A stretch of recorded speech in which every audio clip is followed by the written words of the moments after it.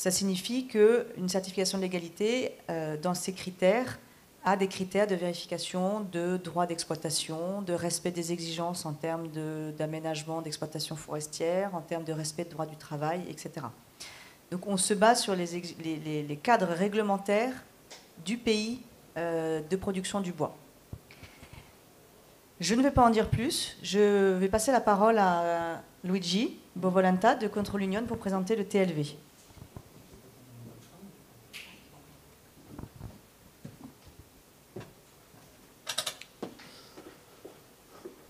Ok, bonjour à tout le monde. Merci Caroline pour l'invite ici. Pardonnez mon français, je suis italien, je parle français petit peu, je l'ai étudié à l'école. C'est bon, mais j'ai fait mon mieux pour faire me comprendre à vous. Donc, Luigi Bovolenta, notre bureau de certification c'est contre l'Union et notre standard de légalité s'appelait Timber Legality Verification. On a à l'intérieur de notre société un comité qui a l'objectif de développer des standards de légalité dans les différents pays du monde. Ok. Un petit temps pour illustrer contre l'Union. Celui-ci sont les pays où contre l'Union a des bureaux. Notre bureau principal, notre groupe, c'est dans l'Hollande. Il a été créé plus ou moins 100 années fa. On a eu l'anniversaire l'année passée pour le centenaire. Et ici, on a la map où on a tous les bureaux de contrôle l'Union. Ici, on a seulement les bureaux principaux parce qu'en certaines nations, on a aussi des bureaux secondaires qui ne sont pas indiqués ici. Le ballon le plus grand, vous voyez, c'est celui de l'Hollande. Celles-ci sont un petit peu de notre accréditation, vous voyez, FSI, mais il y a aussi des accréditements pour ce qui concerne les Global Gap, la production organique, en so. Control Union est aussi un organisme de monitoring sur la base de la règlement UTR dans les communautés européennes, qu'il a été nominé. Et après, on commence à parler des nations de standards TLV. Non? Celui-ci sont les nations où on a des certifications, on a des sociétés qui sont certifiées Timber Legality Verification. La caractéristique de notre standard, elles sont deux, l'adaptabilité et l'élasticité. C'est un standard modulaire. Qu'est-ce qu'il veut dire? Il veut dire que notre approche, c'est que ce n'est pas logique d'aller à faire une certification de légalité au Gabon, par exemple, et en Indonésie avec les mêmes standards. Donc, on a une part des standards qui s'est fixée et la part modulaire qui s'est des fois en fois développée dans notre comité technique sur la base de la nation où on va faire la certification. Parce que les différentes nations, logiquement, ils ont différentes lois, différentes modalités de gestion des forêts. Okay? Celui-ci, c'est notre approche. En effet, vous voyez qu'il y a à gauche le référentiel général, Timber Legality Verification, le standard général, et après, à la droite, on a la part adaptable, que c'est celui qui change sur la base des nations où on a les certificats. Naturellement, celui-ci, on a un petit peu de projets aussi au Gabon, et lui aussi au Gabon, on a les référentiels à la part générale et la part spécifique, qui sont, à la fin, sont les lois qui sont en vigueur dans les moments, dans les nations où on a les certificats.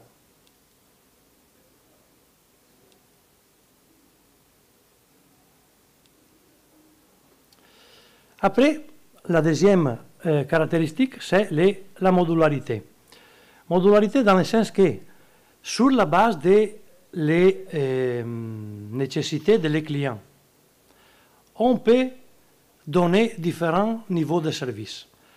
On a la première, que c'est le boot track. Après, on peut avoir la vérification en site. Et la troisième, c'est la plus importante, qu'il donne toujours une certification, c'est 3 sous-catégories. On a la due diligence, la chain of custody et la forest management. On va voir un petit peu qu'est-ce qu'elles sont ces différentes étapes. Donc, à la gauche, on a l'étape qui ne nous donne pas le certificat. Boot track, qu'est-ce que c'est? C'est une analyse qu'une société nous demande de faire parce qu'ils vont connaître très bien les lots de bois qu'ils vont acheter. C'est une analyse documentaire. Si les choses ne sont pas claires, on peut faire la deuxième étape, que c'est la vérification en site. On peut dire au client, écoutez-moi, si les choses ne sont pas claires, on te donne le conseil d'aller voir dans la forêt parce que les choses ne sont pas claires. Si aussi, dans la deuxième étape, les choses ne sont pas claires, on peut avoir des autres outils, comme on a une société de satellites qui peut nous donner une aide pour arriver à des conclusions. Celui-ci, c'est la première step. Après, on a la certification. La certification, c'est toujours basé sur une audit dans la forêt et dans l'usine, dans les sites de transformation. C'est pourquoi, dans cette case, seulement on a le certificat. Dans les cases premières, on ne l'a pas. Et donc, j'ai 5 minutes. 2 minutes encore, ok. Et ici, c'est le résumé, oui, c'est le résumé de notre étape. Timber Legality Verification, Certification, Control Union, Timber Legality Program, c'est le programme qui résume toutes les étapes et qu'il doit mettre en place la part spécifique de la nation où on a la certification. Celui a nous permis d'avoir des certifications TLV au Gabon, mais aussi en Indonésie, en Brésil, en Bolivie, en différentes nations, avec des standards spécifiques pour cette nation. Et celui-ci, un petit résumé des principes qui sont caractéristiques de notre standard. Le droit légal de récolter le bois, le paiement pour le droit de récolter le bois, la récolte de bois, et après on a les droits des tiers et le commerce en douane. Celui-ci sont les principes. Naturellement, chaque principe, il a des sous-principes, des indicateurs, qui vont à regarder plus spécifiquement qu'est-ce qu'on doit faire pour assurer que la légalité, que la société soit en conformité avec la légalité. C'est tout. Merci, parfait. Parfait.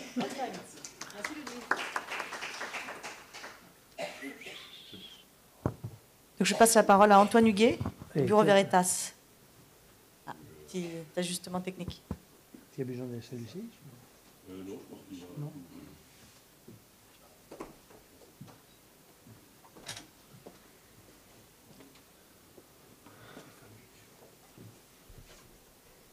Tu l'as là-bas? Il a tout là-bas. Ok. Je vais regarder.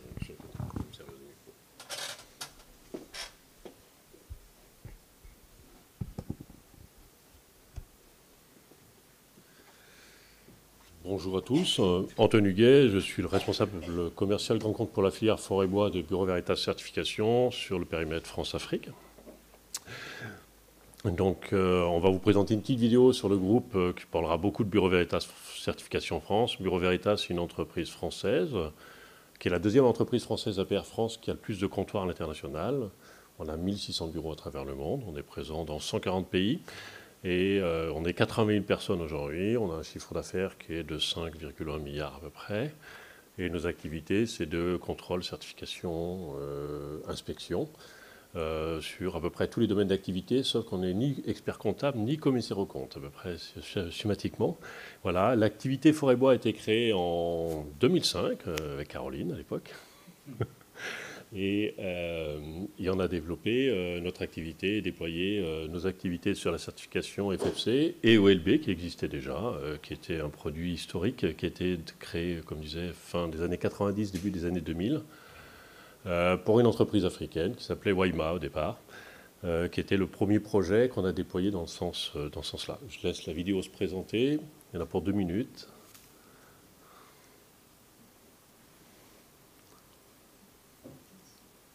Un petit peu de son. Il n'y a pas de son.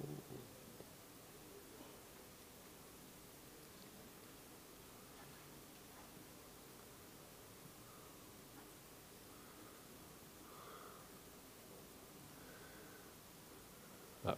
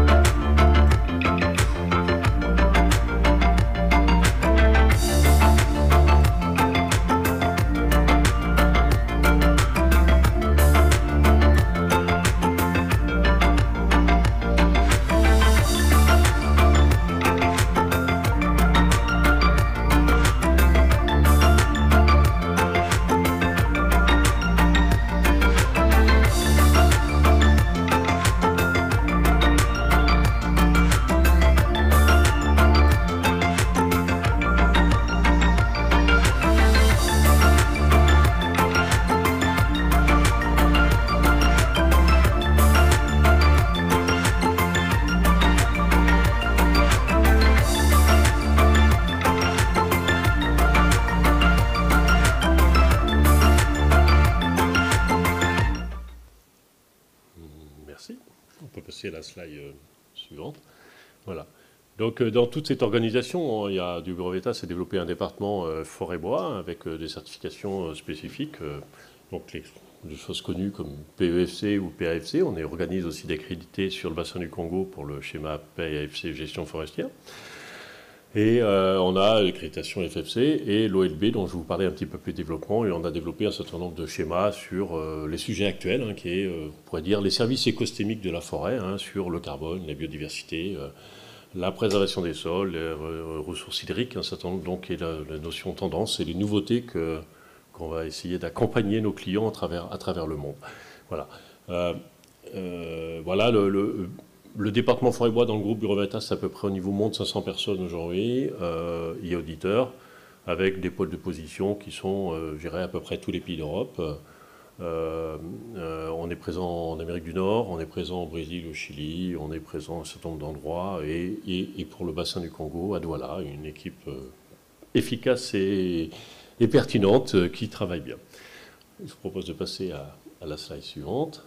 Donc voilà un peu la notion gestion durable, et puis apporter la chaîne de valeur sur la traçabilité du produit jusqu'au consommateur. Hein, c'est notre vocation sur l'ensemble des produits FFC, PEFC et OLB.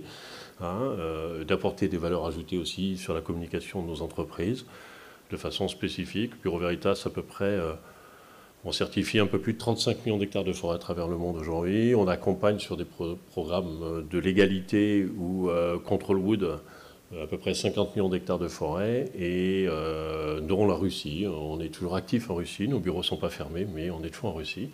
Mais on n'a pas fermé nos certificats, donc de façon claire.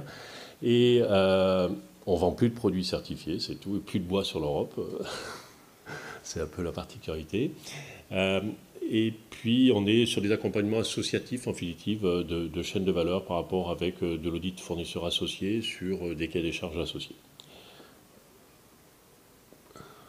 L'OLB, on peut passer la slide suivante. Voilà un petit peu d'éventail. Aujourd'hui, on est présent surtout sur le bassin du Congo. Donc, on a un peu plus de 4 millions, pratiquement 4 500 000 hectares de forêt certifiées OLB, hein, suivant le schéma.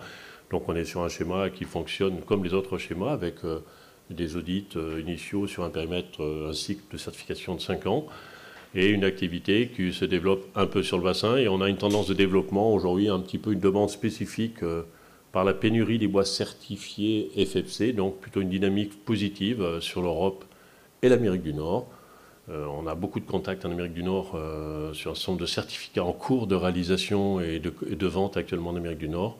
Et sur l'Europe, sur le Benelux et les pays plutôt commerçants, je dirais, de l'Europe, une activité, que ce soit l'Italie ou le Benelux ou UK, avec une activité de développement de cette activité, une demande plutôt forte actuellement. Donc avec un positionnement, je pense, de Bureau Veritas qui sera plus dynamique sur ce produit-là.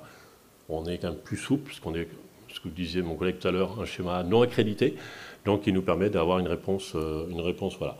Voilà un peu l'éventail de ça. Sur les présents, donc je vous ai lissé un peu les pays où on était présents sur le bassin du Congo. Je vous propose de passer un petit peu à la slide suivante. Voilà, donc l'objectif de cet achat responsable pour nos clients, c'est de répondre à différents enjeux. Déjà aux enjeux des exigences de gestion responsable, il y a quand même un minimum d'exigences de performance économique et environnementale qu'on va exiger dans le processus. Être humaniste et sociétaux aussi, qui sont spécifiques. On va prendre un exemple. Par exemple, on exige que l'ensemble des collaborateurs de notre client soient alimentés en eau potable. Ça paraît de Paris ou de Nantes un petit peu éloigné, le problème, mais ça peut être un vrai problème sur le bassin du Congo.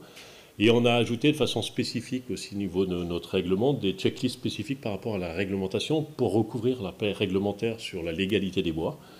Donc nos équipes ont développé des listes de vérification réglementaires effectives adaptées à chacun des pays qui sont associés à ces certificats, qui n'apparaissent pas dans les standards OLB exploitation forestière, qui correspond à la gestion forestière, et la solution...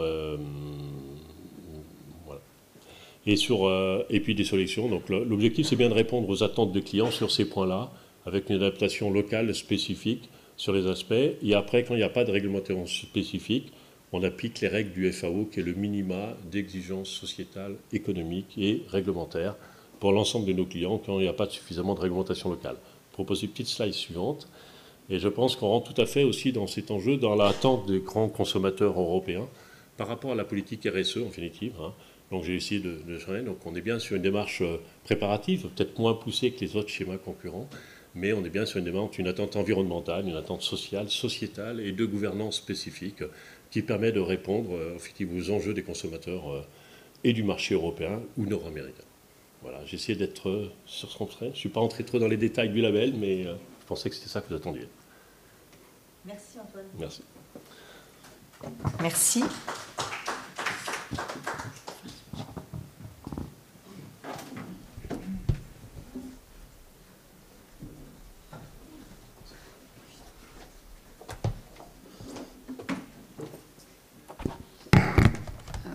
Là.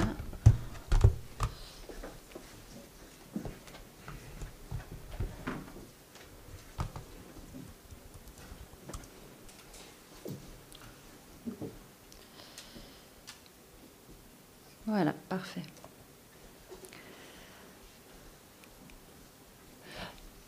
Ok, bonjour à tous, j'espère que vous n'êtes pas trop endormis.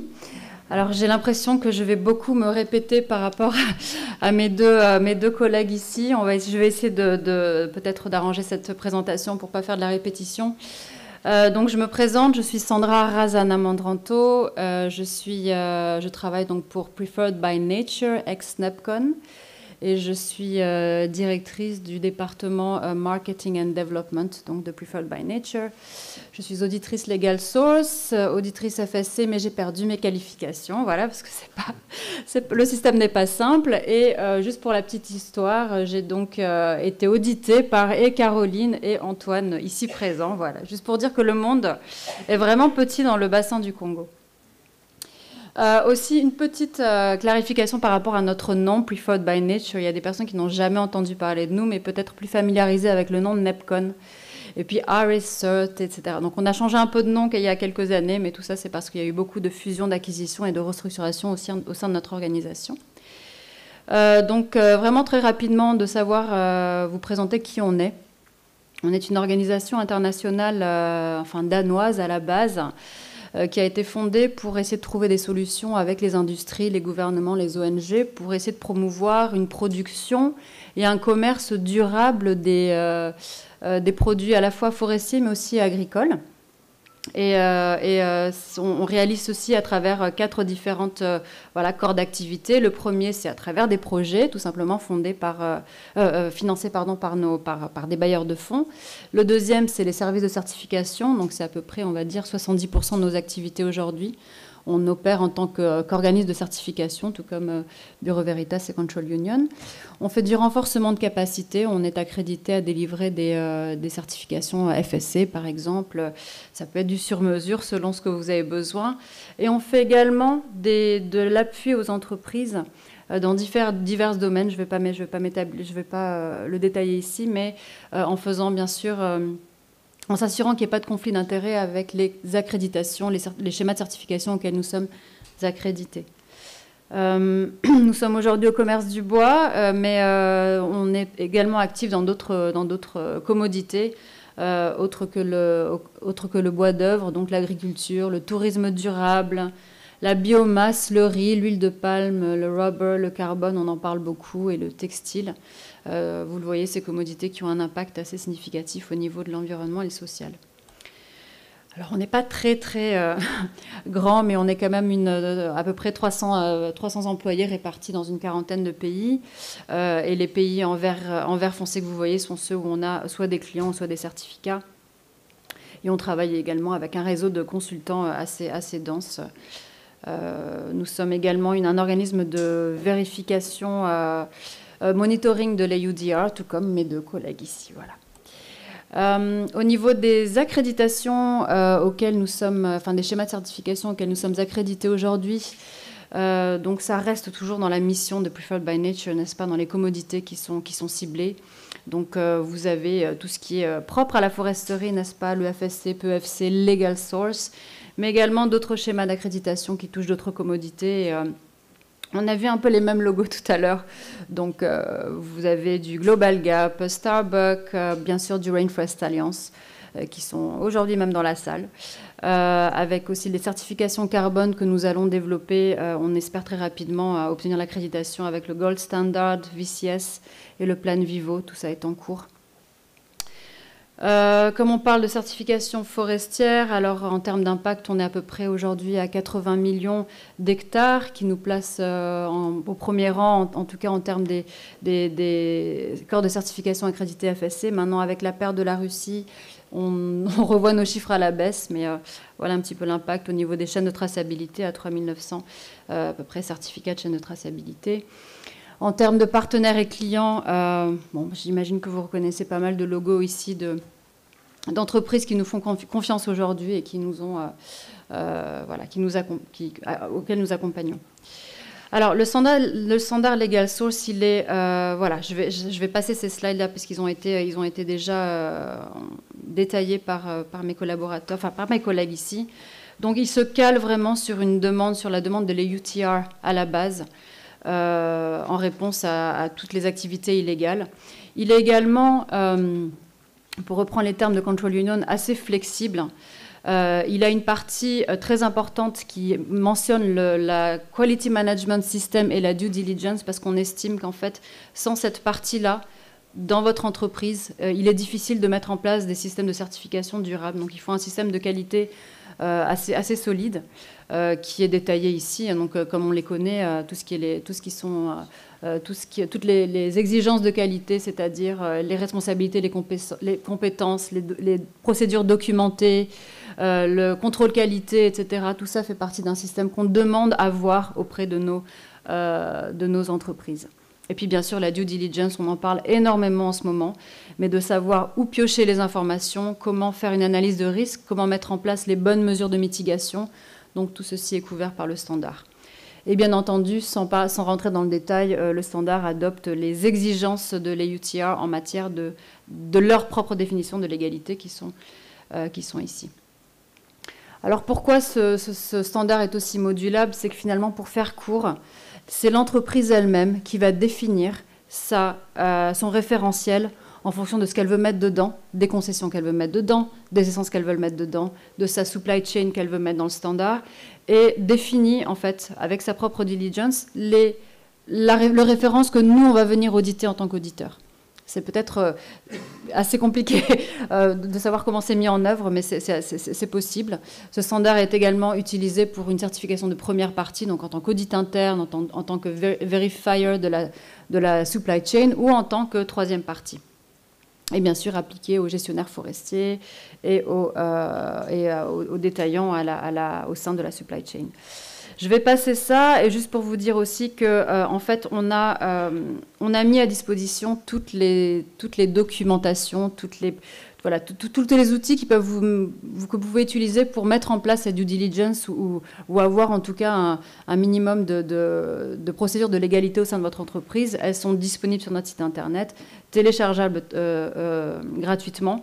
On le lit également avec notre Sourcing Hub, dont on a fait un petit exposé hier, qui permet de lier, en fait, surtout pour les acheteurs, et de faire l'analyse de risque par pays. Mais surtout, ce que je n'ai pas mentionné ici, et on est en train de travailler en collaboration avec notre partenaire pour pouvoir offrir un service de blockchain qu'on incorpore dans notre système de Legal Source, qui va faciliter les audits, avoir aussi des documents, surtout au niveau de la traçabilité, qui sont fiables, qui sont sécurisés, qui sont sur un système informatisé dont nous, en tant qu'auditeurs, on a accès, mais également toutes les parties qui entrent en œuvre dans la supply chain.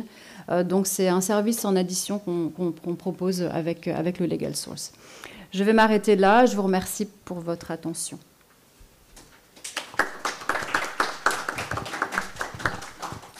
Écoutez, merci tous les trois d'avoir présenté vos services, tourné autour de la légalité finalement de la filière forêt-bois. On retient qu'il y a 3 systèmes avec peut-être des approches un peu différentes. Un système OLB qui est plus classique, on va dire, par rapport à des schémas de certification forestière qu'on peut connaître, avec une certification de forêt, une certification de chaîne de contrôle et des exigences bien définies, enfin définies en tout cas à auditer au niveau de l'entreprise. Un système un peu plus modulaire chez TLV de Control Union, avec l'aspect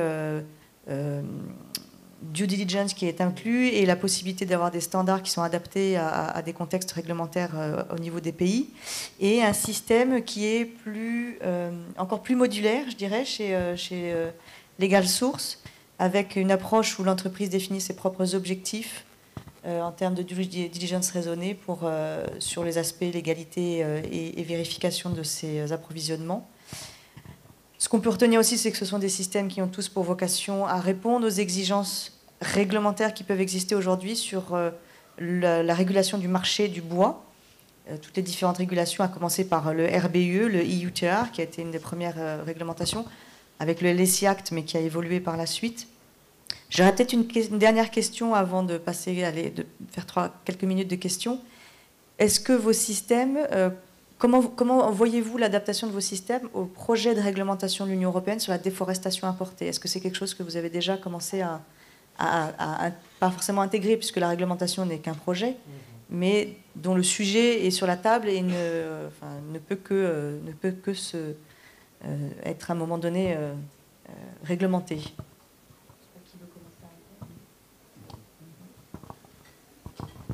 Oui, bon, Bureau Veritas réfléchit à une nouvelle position, on va consulter nos clients. Les clients, donc on va travailler avec une consultation des parties prenantes et notre comité de certification. Et on est un peu en attente de l'évolution de la réglementation, mais j'espère que courant 2023, on proposera un nouveau schéma gestion forestière ou exploitation forestière, tel que ça s'appelle, et aussi faire évoluer la COC en même temps avec une nouvelle version on espère courant 2023 ou 2024 suivant l'évolution de la réglementation. Oui, nous aussi, on a les comités techniques qui sont tout préoccupés parce que l'adaptation du standard à une réglementation européenne, c'est toujours un processus pas forcément long, mais toujours difficile. Et donc on doit avant comprendre bien qu'est-ce que sont les modifications, qu'est-ce que sont les exigences, et après on va à définir les modifications les standards qui sont nécessaires dans notre standard. Mais on est encore dans les processus d'étude des changements que la nouvelle réglementation peut apporter. Merci. Alors nous, chez Preferred by Nature, on a déjà une solution au travers un standard qu'on a développé, qui s'appelle Sustainability Framework et qui est calé, c'est vrai que dont la structure est similaire au Legal Source, donc avec la partie normative, la partie Quality Management et la partie Due Diligence. C'est un standard qui est adapté aux 5 ou 6 commodités qui sont ciblées par les UDR.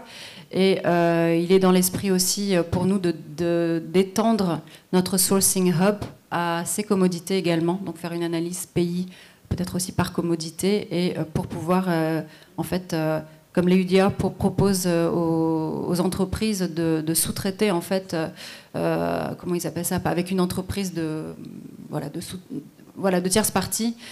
Donc on va essayer de faire adapter notre Sustainability Framework à ce type de réponse.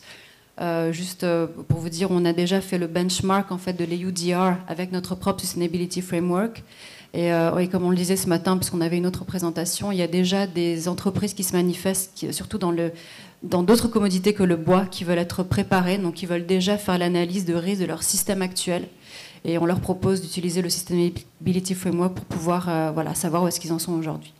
Donc c'est quand même un nouveau standard, mais on a déjà issu quelques petits certificats, notamment dans le domaine de l'EVA.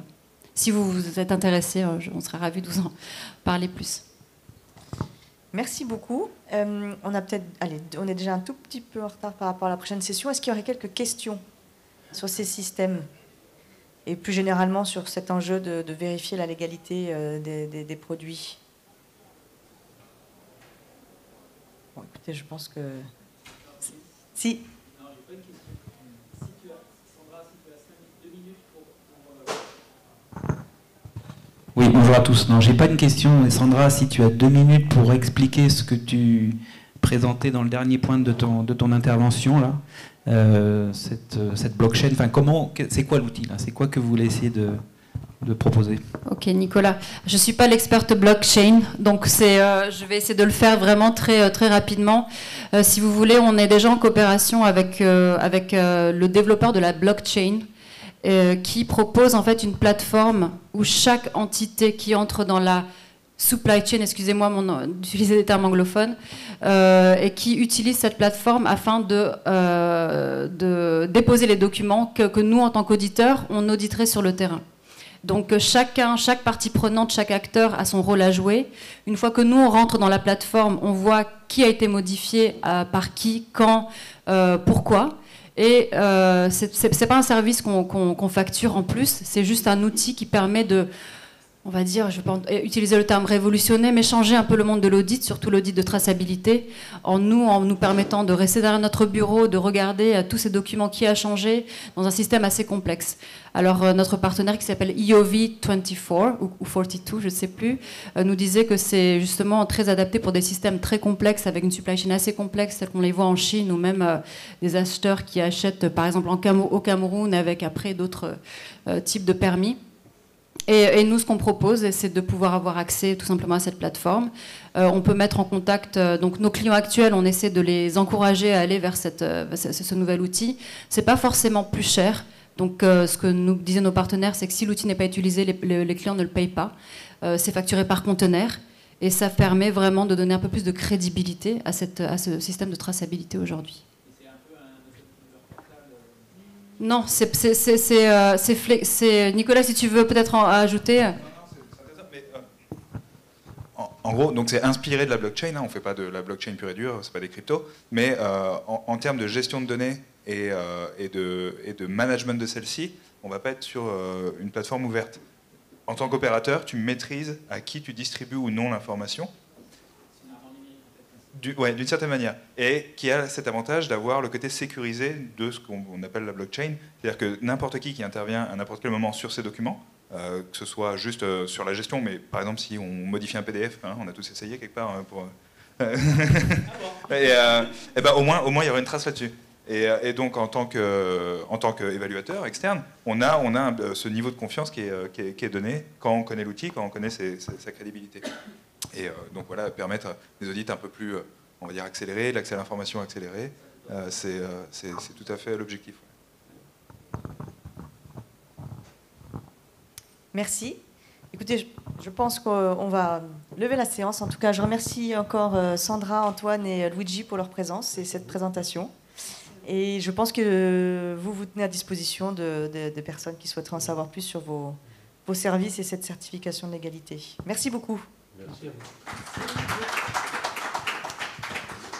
Je vous propose peut-être 5 minutes de battement et on va enchaîner sur la session prochaine qui est sur les services écosystémiques et notamment la procédure FSC relative à la certification de ces services.